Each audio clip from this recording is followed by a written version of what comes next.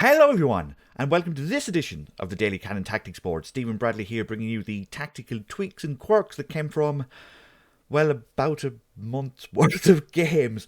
First up, I'm fine. Thank you to those of you who got in contact. Obviously, my Twitter handle is down below in the bottom right hand corner of your screens. I've had few people actually, DM me thinking I'm fine because I've made it clear when I had a previous break that I have a mental illness. It affects me from time to time. Luckily, no such worries this time. Just work's being an arse. Basically, it's one of those situations where I haven't had time to do these videos. Just getting home either very late, or in this case, I haven't been home for 3 weeks. I've literally just walked in the door 20 minutes ago. And if I don't have the proper time to do these videos, I won't do them. Like, I think I owe you, the viewer, at least the regular viewer, at least a standard of quality that you've come to expect, and thank you for coming on a regular basis to this channel to watch these videos. But yeah, if I can't do that, I won't. So it looks like things have calmed down. I should be able to get back on track and get these back out on a regular basis, thank God. But yeah, I'm fine. Arsenal, what a weird 3 weeks it has been. Like, Jekyll and Hyde doesn't even describe half of it. And I'm going to do two games here today. I'll do the Brighton game from a couple of weeks ago, and I'll do the Manchester United game from yesterday. And I'll show the difference between the two and what Arteta has tried to do when Partey got his injury and Tierney got his injury, and how he basically overthought it the first time and then uncomplicated the second time and got things a lot better. If you do enjoy these types of videos, feel free to hit the like button. If you want these videos in your inbox on a regular basis, hit subscribe, hit the little bell, you'll be notified anytime I upload. It should be more regular now, from now on at least, anyway, for the next few weeks. Thank you to those of you again who have had patience and have stayed looking for these videos. I greatly appreciate it. I really do. It gives me it gives me the confidence and to think that people are looking for these videos, so why not do more? And yeah, watching Arsenal against Brighton and against Crystal Palace, especially the last 20 minutes of it, and then against Southampton, you could tell that Arteta was trying to stick to this 4-5-1 that had worked, with Partey here and Tierney here, with Xhaka here and Smith Rowe here. And he wanted to keep that because it was working. And whilst Lukonga was doing an okay job being a reasonable substitute for Partey, he's not Partey. He might be okay on the ball, but he doesn't have Partey's defensive ability. And as a result, you can't play Lukonga as a solitary centre midfielder. You just can't. You need to be defensively solid to play here, at a minimum. And the reason why Rodri is so good and Fernandinho was so good for Manchester City, and why Partey, especially over the last couple of months, was so good for Arsenal, was because he could do the defensive work and contribute to the attacking side as well. So if he's not going to be defending so well, then you got to play your best defensive midfielder, and you cannot put Lukonga and Elneny in the same midfield, because that would do nothing. So you have to play Xhaka here, but you can't, because over the last couple of months, Nuno Tavares has been given a chance or two and has been shown to be not consistent. So Mikel Arteta, in his wisdom, decides, I'm going to play Xhaka basically here as when we're defending, and here when we're attacking. It's a bit like what he did a couple of years ago when we were playing five at the back, when Tierney was the third centre back here, and then basically when we'd attack, this would be Ainsley Maitland-Niles. He'd tuck in and off Tierney would go. This is almost the opposite, and as a result, it completely stifled Arsenal's attacks, because to our good old friend the heat map, you can see here, red, red, red, red, red. You can see this circle, and that's what Arsenal were doing. They were just knocking the ball around in the circle because they couldn't get through Brighton's five at the back. And it's not just because Brighton played, 9 back, sat back everyone, just decided you're not getting through. It was far more nuanced than that. What Brighton did was they recognised that with Xhaka here on the ball, Gabriel would scoot over, White would scoot over, and Cedric would scoot over. White to the extent, but he was almost playing defensive midfielder at times. And Smith Rowe would push forward, Lacazette would come back, trying to take Lewis Dunk out of here so there was space to run in, but Lewis Dunk went, nope, I'm not falling for that again. Odegaard would find his usual spot in, right centre midfield there, and Saka was here trying to do his thing. But because Xhaka was here now, and because the left back isn't bombing past Martinelli, instead of doing this, taking the left back, at least the left wing back's attention away, giving Martinelli at least someone to run at. With Xhaka here, Fabian Gross can just go, right, okay, I'm just going to tuck in. And Mwepu, as the centre, as the one of the two defensive midfielders, just tucks in as well. And now Martinelli has to beat three people before he can even get in here. And he did once or twice, but then found that because the centre forward is here and Smith Rowe is looking for the ball here, there's no one to cross it to. So Martinelli was basically left out here playing left all by himself and was soon to be replaced after 70 minutes by Pepe, who would do the same thing. Martinelli would often find himself here looking for the ball, especially from a goal kick, with Xhaka pushed up and the Conga pushed up. And what it did was it just made Arsenal too predictable, because now that Xhaka's here and Gabriel has to push, cover his area, and White has to cover his area, and now Cedric is out playing basically as a third centre-back at times. Now Saka also doesn't have the threat of an overlapping centre-back, which means Trossard and Cucurella and Caicedo can do exactly the same thing, give me Cedric back, to Saka, that these three are doing to Martinelli.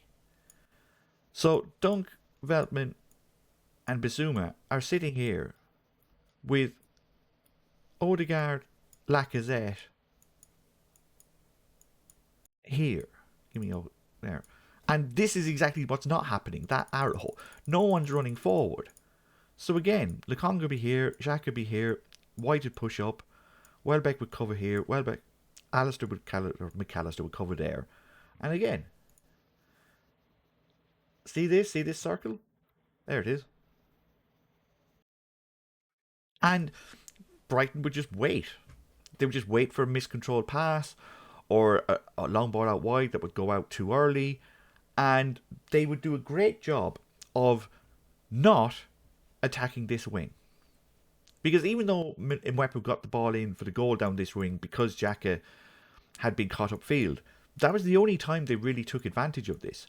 What was happening was because Gabriel was covering over, Cedric basically didn't know what to do. Like, people give out about Xhaka playing left back. Cedric was awful. Awful against Brighton. Because he had no idea where to be. Does he drop deep? Does he come in? Does he go out? Saka wasn't great at doing much help, and the Conga was too busy, guarding the centre. So, as a result, with Saka looking upfield trying to attack, Alistair, Caicedo, and Trossard, and then Cucurella as well, when Brighton did have the ball, they would just swarm down the right. They would just constantly attack this wing because Cedric was constantly being left alone because he didn't know whether to join in with his other centre backs to try and hold a high line or drop deep. And as a result, Arsenal weren't able to build any pressure. They weren't able to build any consistent attacking moves. And it was only until the last 10 minutes when Pepe came on and they took off, a substitute and started shooting from every other range, hitting the crossbar from a free kick and then Odegaard scoring from precisely here.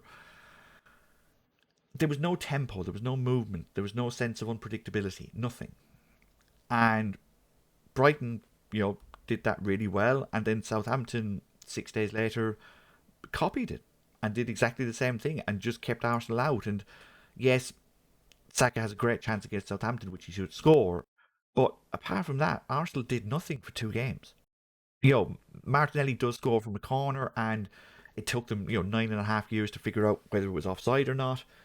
If I was a betting man, I'd say it was, but did I see anything from the TV that says it was offside? No. But apparently VAR did, even though they never showed a quality view. It was just one of those games where Arsenal weren't able to get into their stride. They weren't able to get into that quick counter-attacking pattern, or even patterns that enabled their best players to get onto the ball, because teams like Brighton and Southampton were just happy to clog up the lanes and wait for Arsenal to make a mistake. It was as simple as that. They just made sure that these half spaces here, no one got in behind, no one made room, and they just waited. And Arsenal couldn't get through them. And it happened 2 games in a row, and eventually Arsenal caved. Well, Arteta caved. And it's a weird one because the difference between that game and this game is night and day for good and bad.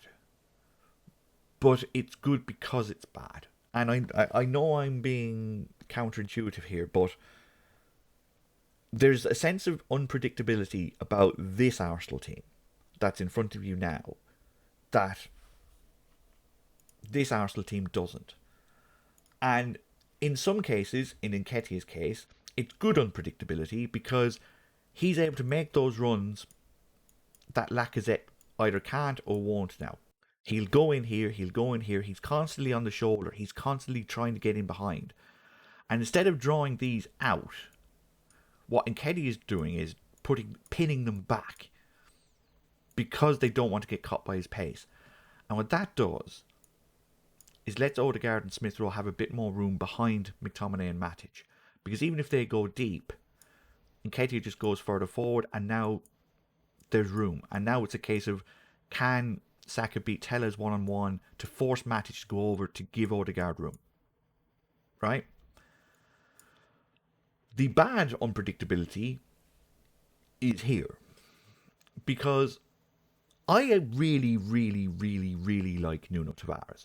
I think his pass for Nketiah's second goal against Chelsea was brilliant, and I think his ability to get forward is brilliant. Yes, he is a liability defensively, and yes, there are occasions where he has no idea what he is doing. Where he's jumping with his hand out like Superman trying to get the ball out, and he misses and it's headed off his arm. Like, that's just dumb. But Dalot was given a nightmare on Saturday because Smith Rowe would tuck in, McTominay was too preoccupied with Xhaka, Elanga was doing nothing.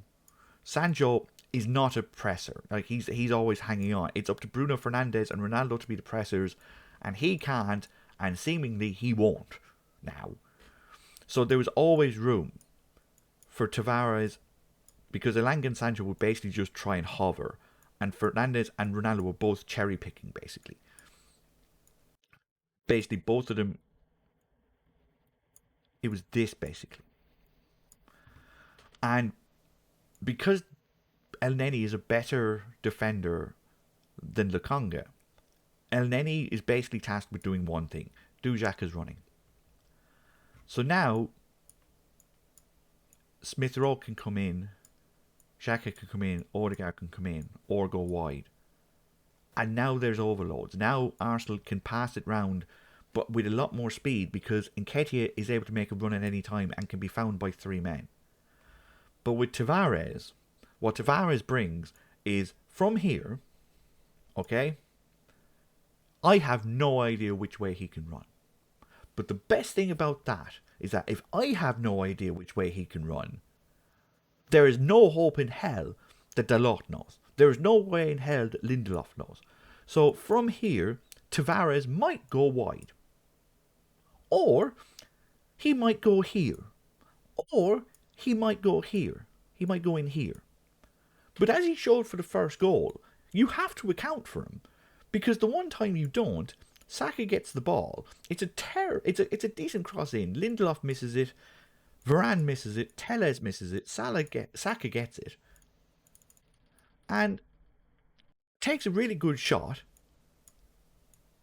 It's a fantastic save from De Gea. And Nketiah's getting in. But because Tavares had already gambled on trying to get in here just in case the ball came, he was in the perfect place at the perfect time and he scores. And You can't legislate for that. That's just attacking field. That's just instinct. And all day long, no matter where he went, what would happen was chaos. Because McTominay would see him and go, right, Dallo, you take him. And Dallo's right, well, okay, now Smith Rowe's here. And the last thing you want is to give Smith Rowe space as he showed against Chelsea. Because as soon as he's here, defender comes out, he goes, right, no bother, I'll go here then. And scores once and nearly scores again. And again, the fullback can't help now. They can't all collapse on him because you are deathly afraid of Tavares doing this. You're not deathly afraid of Xhaka doing that because Xhaka's here. So now Arsenal are being, unpredictable. They're being that kind of attacking flair that you need. And because there is so much chaos going around on this side, what naturally happens is that the pitch just caves this way. It's just natural. And now look who's free.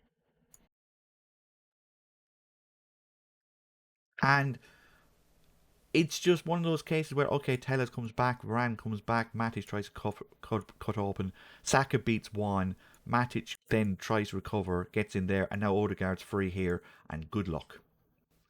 Because Odegaard is now finding the form, he's finally in, not rhythm with his team, but we've all seen the stat where he's created more chances since November than anyone in the Premier League. It's because when Saka gives him the ball, the immediate reaction is for everyone to do this. So Saka goes there. And then one goes back, and then Varane looks around, and then suddenly this ball's on. So Lindelof has to come over. Now Smith Rowe's free. McTominay comes over. Xhaka now sits himself here, just in case Dallo comes over, and then Odegaard can give it to Xhaka, who can then stand there and release Tavares. And you can't do this when your left back is playing centre midfield and your striker is playing as a number 10. Because now, with him there, Odegaard doesn't have to worry about Nketiah coming deep and playing a 1-2. Now he can look up. He can go, right, can I play a ball through there? Can I play a ball through there? And with Saka in great form, and hopefully that injury he picked up isn't too bad, suddenly there's that, again, that unpredictability, that tempo, that movement that you need to break down really good defenders. And of course, Manchester United right now isn't a good defence, but for a lot of the second half, Manchester United were on top of Arsenal. And most of it was down to the fact that it wasn't here that they were causing the trouble, because again, Elanga was doing nothing. It was all down this way. It was all on Cedric again. Like Tomiyasu coming back is huge because Cedric had no chance against Sancho all game. None. Sancho was running at him for will, and I will give Gabriel and Tavares a pass for the goal, because when the ball comes in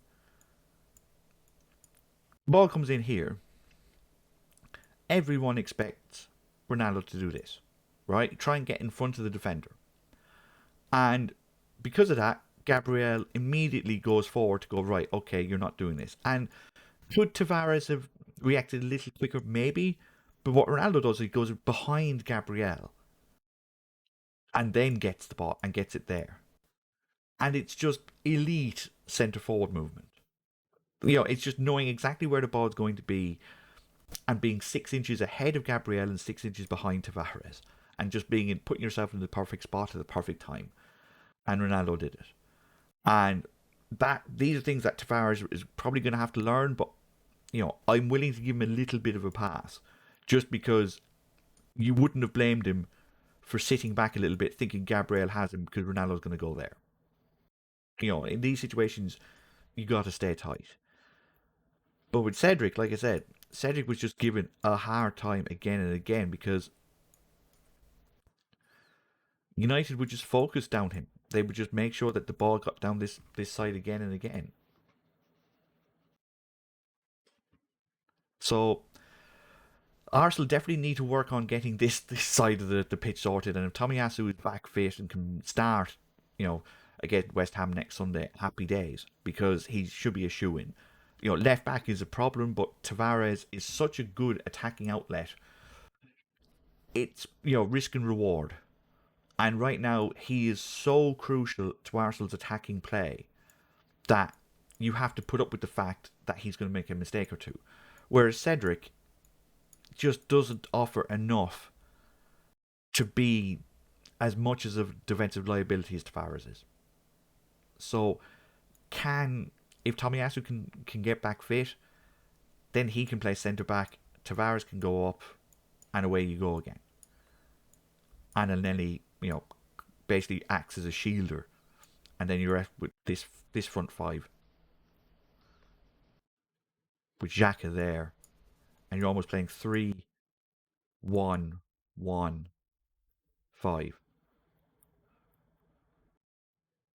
but with the ability to go down the ring. It's a bit better. Obviously, Tomiyasu going there means if Elneny wants to sit in, Tomiyasu can go on. It's a slight bit better defensively. It's not much better defensively, but it's enough to get Arsenal into the positions where they need, which is Odegaard with the ball here and Saka with the ball here. And Nketiah's success up front might not mean he gets another contract. Maybe it does. I mean, we've seen what Divock Origi has done for Liverpool, and maybe being at a big club means something to him. But right now, I do wonder if we've seen the last of Lacazette. Because with Smith, I think Smith Rowe's best position is left wing cutting in, with an attacking wing back going past him. If Nketiah does have a drop in form, I think this is Martinelli's spot. Number 9. With Smith Rowe, Odegaard and Saka behind him. If Partey's not going to be back fit, and you just let that 4 work. And for me, it's a better system. It's a far more effective use of these players' skill sets than it is trying to shoehorn Xhaka in at left back and at centre mid, and you lose all the impetus of going down the left wing with a speedy winger and a creative player. You can't do that with Xhaka at left back. And if Saka's out for a game or two, then Pepe goes here, and then suddenly, Saka definitely can't play left back. So it's going to be interesting to see what Arsenal do from here, but I very, very much doubt that Tavares will be dropped again, because yes, he's learning on the job, but he offers so much going forward. I think you just got to let him. It's a bit like Gael Clichy and Ashley Cole. Clichy was in the same spot where he was brilliant attacking and not so good defending, and it's like you just got to live with it for the moment. Yes, we are in a position where top 4 is available, but Tottenham have looked abject for the last 2 games, and all reports tonight are that Antonio Conte wants to go to PSG, so they're not exactly in full flow either. So this should be the setup for at least a little while, and I wouldn't touch it. I would not touch it unless we have to go to White Hart Lane and we need a point. Then don't be surprised if Smith Rowe gets dropped and we see Rob Holding play here and we see 5-2-1.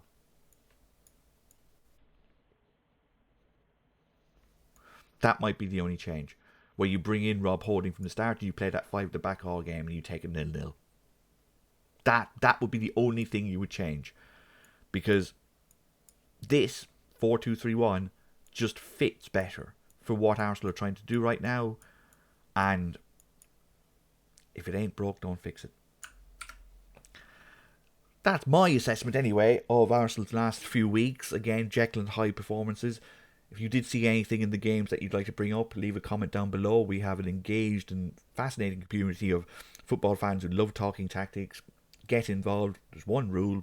Don't be an idiot. Just, a little bit of respect for everyone. No need for quote-unquote banter or taking or abuse or anything like that. We're all here for the same reason. We want to talk football. So, get involved. If you do want these videos in your inbox on a regular basis, hit the subscribe button, hit the bell if you want to be notified when these come up. And yeah, 2 points up with 5 games to play. I don't know what we're going to do from here, but I'm looking forward to it. I'll see you next time, viewers. Cheers.